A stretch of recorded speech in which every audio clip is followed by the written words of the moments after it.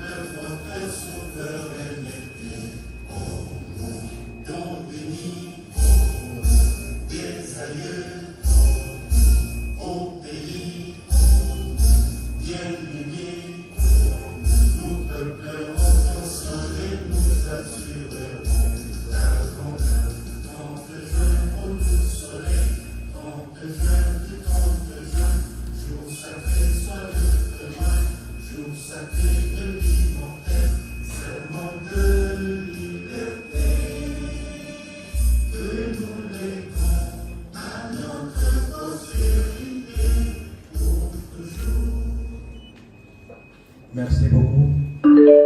Nous pouvons reprendre nos places. Mesdames et messieurs de la presse, chers camarades, ici, je présente devant vous les personnalités qui sont ici pour cette conférence de presse.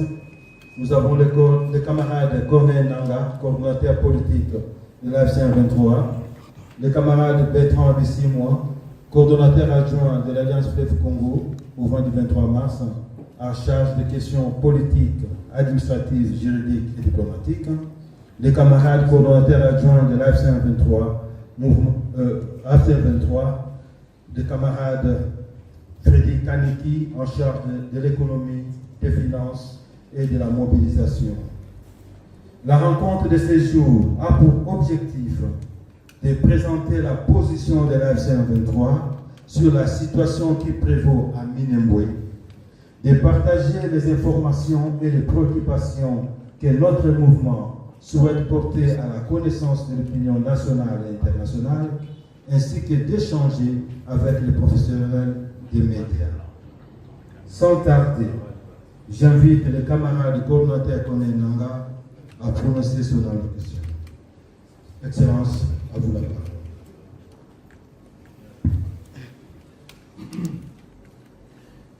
Mesdames et messieurs de la presse, chers camarades, très chers compatriotes,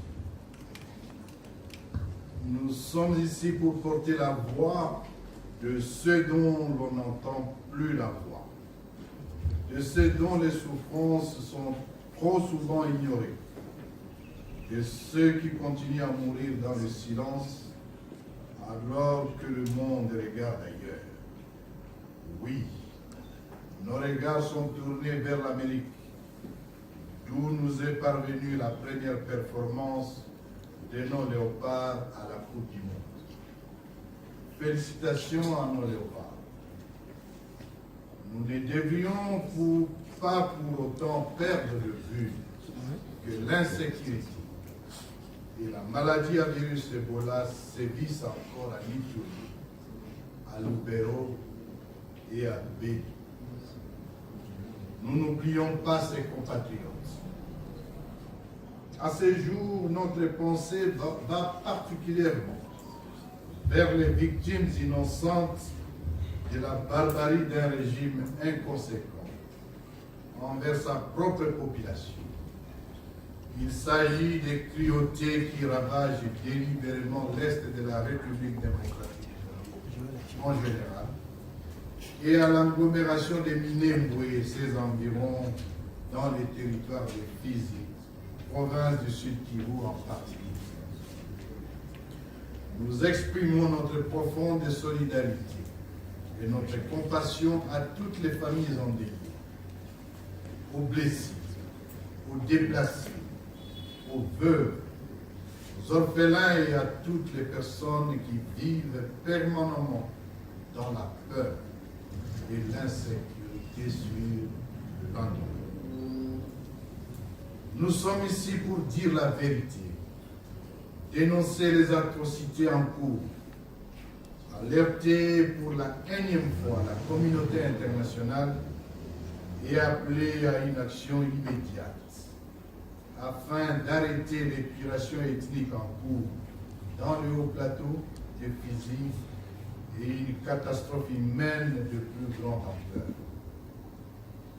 Depuis des décennies, des communautés entières sont confrontées à des massacres répétés, à des déplacements forcés, à des pillages de leurs biens et bétail, à la destruction de leurs villages, à des campagnes de haine ethnique et à une remise en question permanente de leur appartenance à la nation congolaise. Cette négation de leur identité et de leur citoyenneté constitue l'un des moteurs des violences actuelles auxquelles elles sont confrontées aujourd'hui et l'une des causes profondes de la crise en République démocratique. Mesdames et messieurs, très chers compatriotes, la situation actuelle à Minembwe atteint un niveau de gravité inquiétant. Depuis plus de 14 mois, la région du haut plateau de Fizi est soumise à un blocus général et total qui affecte profondément toute la population civile. Les principales voies d'accès sont coupées. L'acheminement de l'aide humanitaire est bloqué. Les services essentiels sont complètement paralysés. Les familles entières se retrouvent privées d'approvisionnement en nourriture, en médicaments et en biens vitaux de première nécessité. Sel, huile, sucre, savon et autres. Les évacuations sanitaires sont devenues extrêmement difficiles, voire impossibles dans certains cas.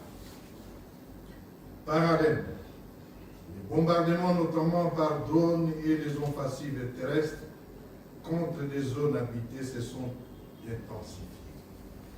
Rien que pour ces mois de juin 2026, l'on a enregistré plusieurs incidents sécuritaires, parmi lesquels sur l'axe Mikenge-Kamombo, le jeudi 4 juin, une embuscade meurtrière tendue par les éléments de la coalition du régime de Kinshasa a coûté la vie à plusieurs civils banyamulenge revenant du marché de Mouranga dans le haut plateau à Bijombo vers Minembwe. Dans la nuit du 6 au 7 juin, les villages d'Ilum, Konkwe, Bidepui et Gassé, situés dans le secteur d'Itombwe et de Lulengue, ont subi des bombardements par drones et des combats causant la mort de plusieurs civils, parmi lesquels des enfants, des femmes et des vieillards. Hier, mercredi 17 juin, plusieurs bombardements indiscriminés ont été enregistrés dans la même région, causant mort d'hommes, des incendies et des destructions des infrastructures tant sanitaires que scolaires. Jusqu'à présent, les affrontements se poursuivent dans plusieurs localités du Haut-Plateau. Cette nuit, à Houston, sur le sol du médiateur américain et devant ses partisans, M. Tshisekedi a de nouveau fait une déclaration de guerre. Alors qu'un processus de négociation est en cours et qu'un protocole sur le cessez-le-feu a été signé entre le régime et l'AFC M23. M. Tshisekedi affirme que son armée est en train d'écraser l'ennemi en ce moment même et annonce la récupération prochaine des villes stabilisées de Goma et des Bukavu.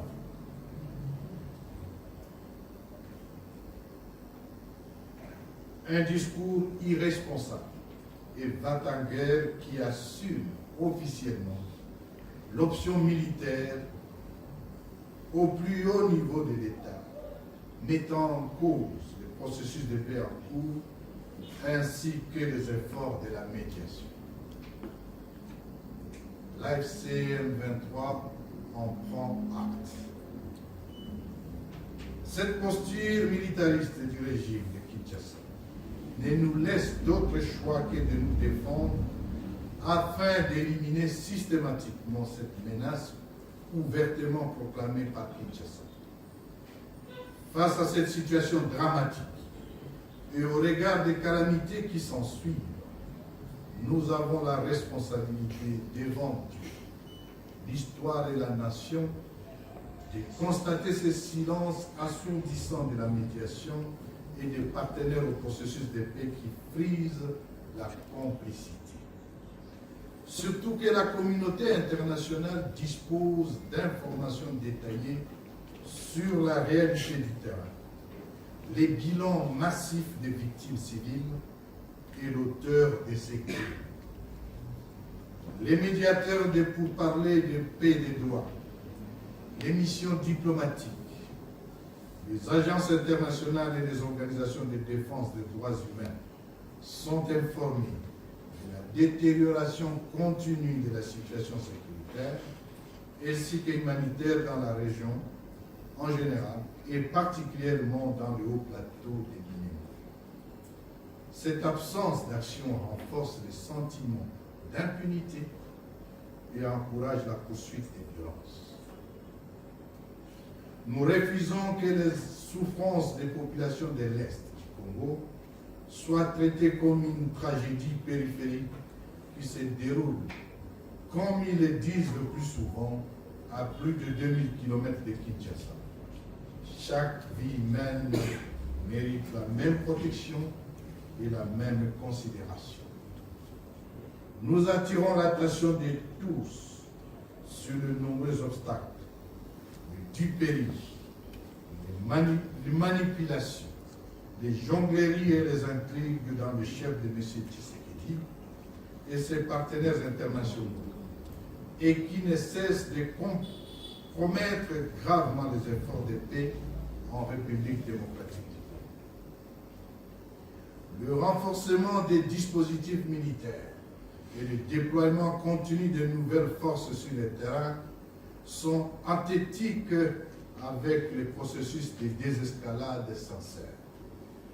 De nombreux engagements pris dans le cadre du processus de paix demeurent lettres mortes, alors que plusieurs centaines de prisonniers de guerre ont été libérés par l'AFCM 23 comme mesure d'établissement de confiance. Les engagements réciproques attendus de la part du régime de Kinshasa n'ont connu aucune mise en œuvre. L'AFCM 23 rappelle qu'à la suite de la libération des villes de Goma et de Bukavu, des milliers de combattants de la coalition du régime de Kinshasa, faits prisonniers de guerre, ont été libérés. En date du 28 janvier 2025, 288 mercenaires européens furent rapatriés dans leur pays d'origine via le Rwanda. En date du 1er mars 2025, le général FDLR, Kakwere Ezekiel, et 13 de ses combattants ont été rapatriés au Rwanda. En date du 28 mars 2025, l'AFCM 23 avait libéré les différents contingents de la SAMI DRC, Malawi, la République centrafricaine, la République sud-africaine et la Tanzanie. Du 30 avril au 15 mai 2025, 1382 combattants de la coalition du régime de Kinshasa, avec leurs dépendants, avaient été libérés et suivis de leur transfèrement sécurisé et digne vers Kinshasa. À ces jours, l'AFCM 23 et reste disposé à libérer tous les prisonniers de guerre restants. Malheureusement, cette offre est toujours butée au refus de Kinshasa de reprendre ses armes. Dans la même optique du respect des engagements et des accords de Doha, l'AFC 23 a procédé à plusieurs mouvements de retrait de ses forces des localités déjà libérées. Il s'agit, à titre d'exemple, Walikale Centre au Nord Kivu, en date du 3 avril 2025. Ouvira au Sud Kivu, en date du 17 janvier 2026. Kipese au Nord Kivu, Lubero, en date du 24 mars 2026.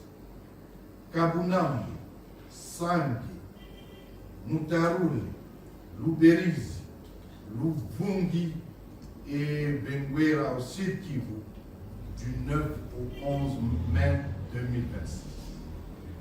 Très chers compatriotes, vous êtes donc tous témoins de l'étendue de la bonne volonté qui a jusqu'ici caractérisé notre organisation en faveur de toute initiative de paix en République démocratique du Congo et dans la sous-région.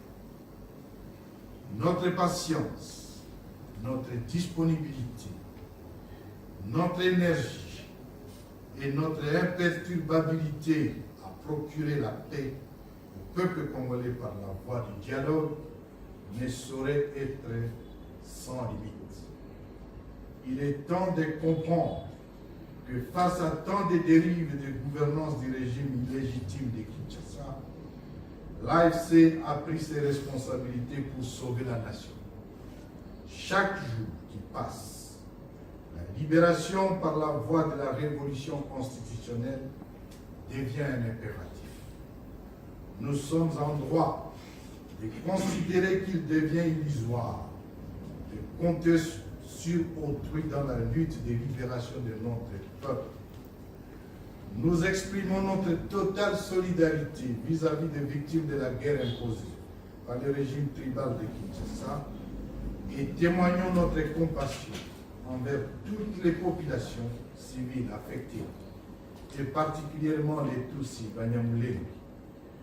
Notre salut viendra avant tout de notre unité, de notre courage collectif et de la solidarité de nos frères et sœurs. Je vous remercie.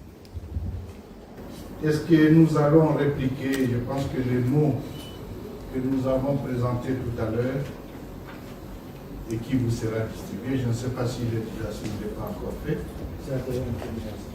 Non, c'est-à-dire qu'il faut les renvoyer électroniquement. Je pense que le mot de présentation dit tout. Il y a un conflit en République démocratique, multiforme, et avec un point culminant, c'est que c'est un conflit armé. De Sabinho à Tchanzu, Bunagana, Butchuru, Massisi et aujourd'hui jusqu'au sud-sud du sud Kivu, notre leitmotiv a toujours été que nous voulons une solution négociée à la paix. Et cette solution passe par discuter sur les causes profondes de cette crise, de sorte qu'elle soit la dernière. Notre option a donc toujours été de trouver une solution politique. Nous l'avons demandé, nous avons continué à les demander, mais les faits sont là. Nous avons entamé un processus politique à Doha, et qu'on appelle le processus de paix de Doha. Nous y sommes allés avec toute la sincérité et toute la bonne foi nécessaire. Et nous disons, comme nous venons de dire tout de suite, que nous constatons malheureusement que cette attitude de paix n'est pas partagée par l'autre partie, c'est-à-dire le régime de Kinshasa. Et pour preuve, nous sommes aujourd'hui au mois de juin, alors que nous célébrons la première performance des léopards en Amérique, nous constatons néanmoins que la guerre continue. Bien plus que ça. Depuis que nous avons commencé à signer les différents documents qui nous lient avec la partie du régime, on a notamment signé le protocole sur les cessez-le-feu. Mais la guerre ne s'est jamais arrêtée. Aujourd'hui, nous dénonçons que non seulement la guerre ne s'est jamais arrêtée, mais à Massissi, à Calais et dans plusieurs endroits, nous subissons des bombardements au quotidien. Et la guerre continue, tuant surtout la population civile. Et plus particulièrement, la situation qui inquiète, c'est la situation sécuritaire dans le haut plateau du territoire de Kizi et particulièrement à Minembwe et dans les villages qui en sont. C'est une catastrophe humanitaire. C'est une épuration ethnique qui est en cours. Et nous disons, les temps de silence s'est arrêté. Surtout que, face à la bonne foi de l'AFC 23, comme nous l'avons constaté hier, alors que les Congolais jubilent, alors que les Congolais célèbrent cette performance dans le football, qui est un élément qui peut nous unir, mais le grand diviseur commun est passé par là, avec des propos insultants, avec des propos injurieux, avec des propos irresponsables, avec des propos qui ne sont pas dignes du prestige que requiert la fonction qui est la sienne. Et il a fait en fait une déclaration de guerre. Et aujourd'hui, nous disons, nous prenons acte. Et cette prise d'acte signifie, nous n'allons pas nous laisser faire. Nous allons nous défendre et surtout défendre la population. Aujourd'hui, la population de Minembwe a besoin de la protection. Aujourd'hui, ce que nous demandons, c'est que la population de Minembwe a besoin d'une attention. Aujourd'hui, ce que nous demandons, nous disons que non. La population de Minembwe a le même droit que la population qui est à l'Équateur, qui est au Katanga, qui est à Kisangani ou ailleurs. Et pour ce faire, parce que nous ne pouvons malheureusement plus compter sur ceux qui prétendent être des médiateurs, sur ceux qui prétendent être les acteurs de paix. Il faut que la population se prenne en charge. Et l'organisation de notre mouvement va justement se prendre en charge. C'est ce que cela veut dire. Est-ce que ça signifie que nous allons répliquer quoi? Nous allons travailler pour protéger la population civile, pour protéger de cette stabilité qui est déjà garantie dans les territoires numériques et pour faire en sorte que les menaces, d'où qu'elles viennent, soient plus ou moins éteintes à leur source. Voilà l'impact de ces violations sur la population civile. Mais vous savez que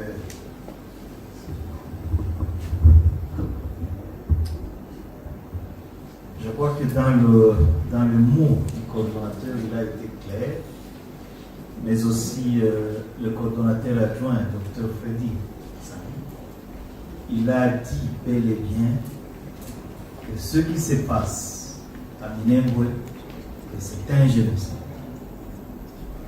Parce qu'il s'agit de massacres de populations civiles à la suite de leur appartenance ethnique, à la suite de leur faciès, à la suite de leur langue parlée.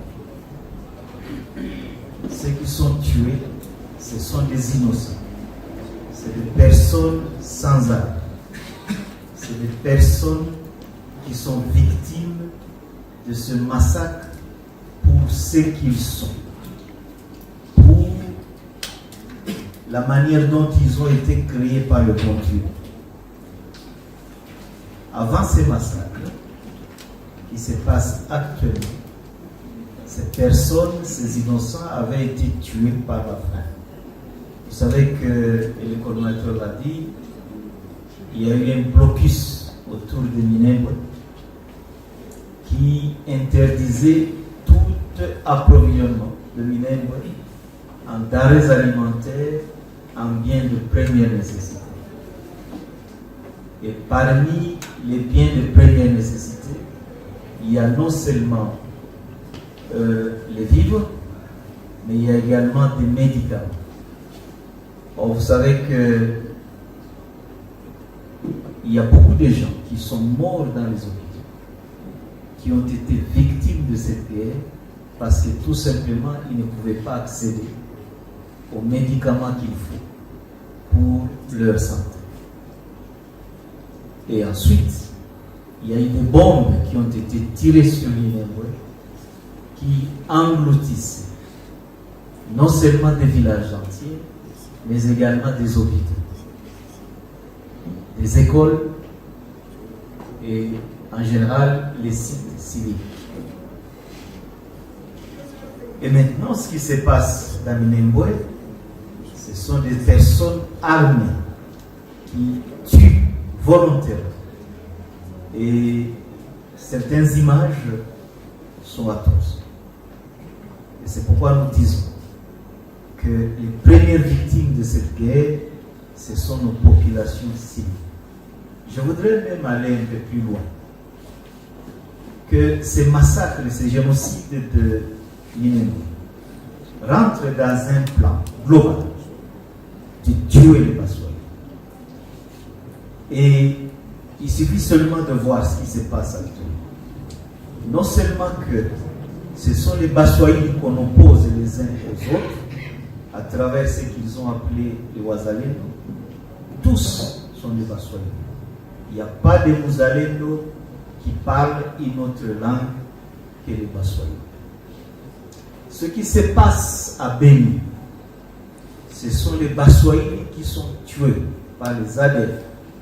Et vous le savez, ils sont égorgés, ils sont dépecés au vu et au su de tout le monde. Et ce n'est pas les mêmes Baswahili, mais également par l'armée régulière. Je crois que vous avez suivi récemment le patron des opérations de l'opération Shujat, le général ougandais, qui a dit clairement que ce sont les FARDC qui massacrent les populations armées. Si vous allez du côté de l'Ituri, vous allez voir que ce sont les mêmes Baswahili qu'on oppose aux Baswahili. Les Kodeko, évidemment, alliés au FARDC, ce sont eux qui tuent les Bahema. Les Bahema, c'est des communautés congolaises, Baswahili, Swahili. Les massacres qui se font aujourd'hui rentrent dans ce plan d'extermination des Baswahili et vous ne devez pas avoir honte de le dire et de le dénoncer. Donc ce sont des populations civiles qui sont tuées. Eh bien, cerise sur le gâteau, Ebola, que l'on vient également de constater dans la partie est du pays, est en train également d'exterminer les Baswahili. Ce sont là les réalités auxquelles nous faisons face. Ces réalités qui viennent s'ajouter au massacre par les FDLR qui avaient déjà commencé sur cette partie du pays et qui se poursuit. Il est important que nos populations de l'Est du pays, les Baswahili, prennent conscience de cela et décident de pouvoir se défendre contre cette mise à mort qui est injuste, qui est planifiée par le régime de M. Tshisekedi. Avez-vous saisi la médiation? Je dois vous dire que chaque jour qui passe, il y a au moins une correspondante qui est adressée à la médiation. Mais comme je dois vous dire que nous avons constaté, nous le disons depuis longtemps, la médiation catalane et ce qui se présente aujourd'hui comme la médiation américaine, parce que c'est aussi à interroger. Lorsque nous avons commencé le processus, c'était le Qatar qui était considéré comme médiateur, et aujourd'hui le Qatar est devenu aphone, et c'est maintenant les Américains qui se sont imposés médiateurs. Alors, les deux médiateurs, avec tous ceux qui nous accompagnent, lorsque nous les saisissons, ils restent passifs. La guerre n'a pas commencé aujourd'hui. Il n'a pas commencé avec les attaques d'hier ou d'avant-hier à Minembwe. La guerre, en réalité, ne s'est jamais arrêtée. Depuis qu'elle a commencé, elle ne s'est jamais arrêtée. Nous avons signé les accords de cessez-le-feu qui n'ont jamais été mis en exécution. Et lorsque nous avons mis sur pied le mécanisme de vérification du cessez-le-feu, nous avons, peut-être, il faut le dire clairement, c'est le mécanisme qui devait nous permettre de surveiller les violations du cessez-le-feu. Mais ce mécanisme existe, mais le cessez-le-feu n'a jamais existé. Ça signifie quoi? Ça signifie que même si ce mécanisme s'est déployé sur le terrain, mais il ne constatera pas les violations de cessez-le-feu, mais il va constater la permanence de la guerre. On ne vérifie le cessez-le-feu, la violation du cessez-le-feu, que lorsque le cessez-le-feu existe réellement, et qu'à ce moment-là, il y a d'autres une des parties qui violent le cessez-le-feu, alors à ce moment-là, le mécanisme vérifie le cessez-le-feu, la violation du cessez-le-feu. Mais aujourd'hui, il n'y a pas de cessez-le-feu. Il y a la guerre qui se poursuit. Et lorsque nous demandons aux médiateurs de dénoncer cet état de choses, eh bien, la médiation devient aphone, tout simplement.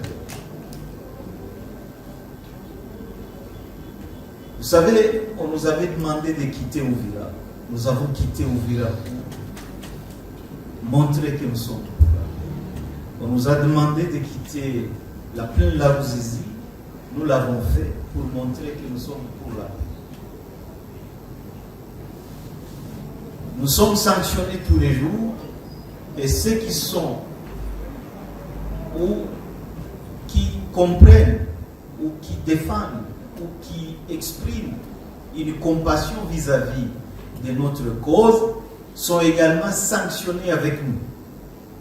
Et les sanctions nous proviennent du même médiateur qui est incapable aujourd'hui de sanctionner ceux qui refusent d'appliquer leurs propres engagements. Lorsque nous disons que nous avons signé un cessez-le-feu, un protocole sur le cessez-le-feu, que nous avons signé un protocole sur la libération des prisonniers,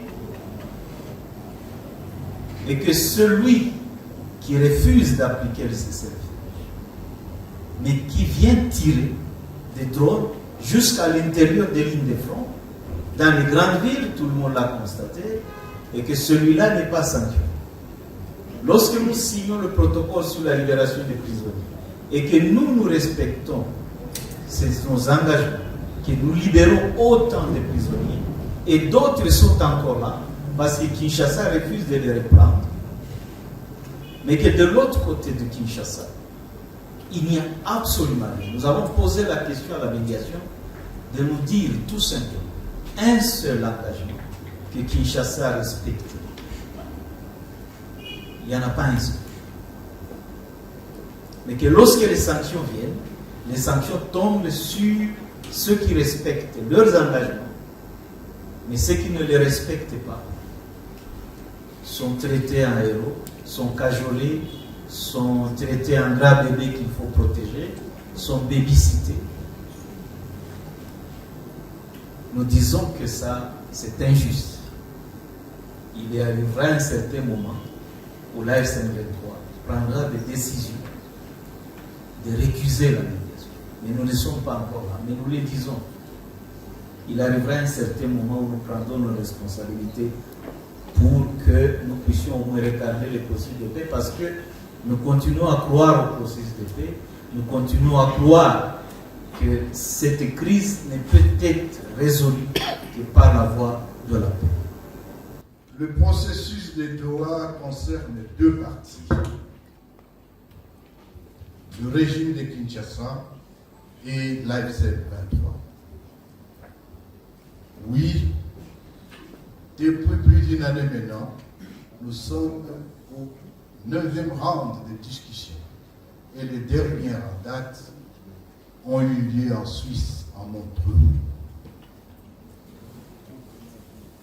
Les discussions se poursuivent et jusque-là, il y a 8 protocoles qui ont été identifiés.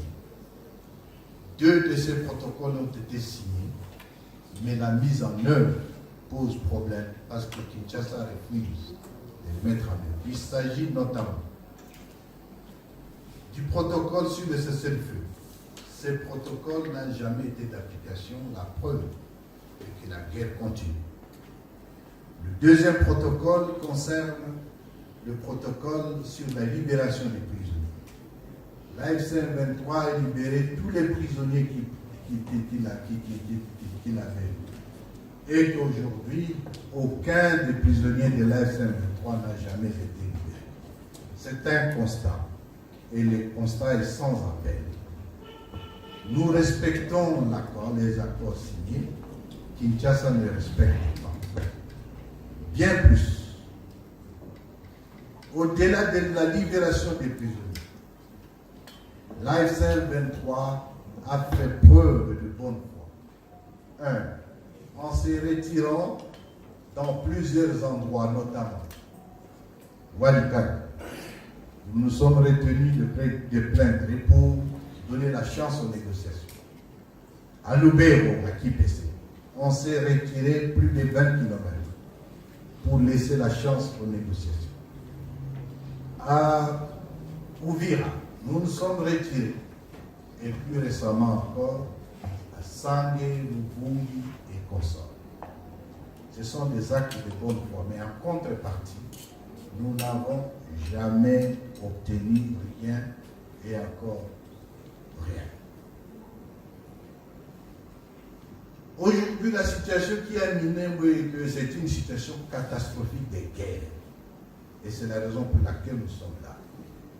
Mais nous avons suivi nous-mêmes, nous tous nous avons suivi ce que M. Tshisekedi a dit hier à Houston, en marge de la célébration de la première performance de nos vaillants léopards. Il a déclaré, je cite, nos forces, donc les FARDC, pour ne pas dire les clochards, sont en train d'écraser les ennemis que nous sommes. Bien plus, il a encore dit, ou il a encore annoncé, que dans quelques jours, ils vont devoir récupérer la ville stabilisée, les villes stabilisées de Bukavu et de Goma. C'est une déclaration de guerre. Tirons-en la conséquence. La conséquence est que M. Tshisekedi vient de dire qu'il met un terme au processus de Doha. Et qu'est-ce que nous devons faire quant à cela? Nous venons de dire que nous prenons acte, mais que nous nous réservons néanmoins le droit de protéger la population, mais aussi de nous défendre. Je pense que c'est aussi clair que ça. Je vous remercie.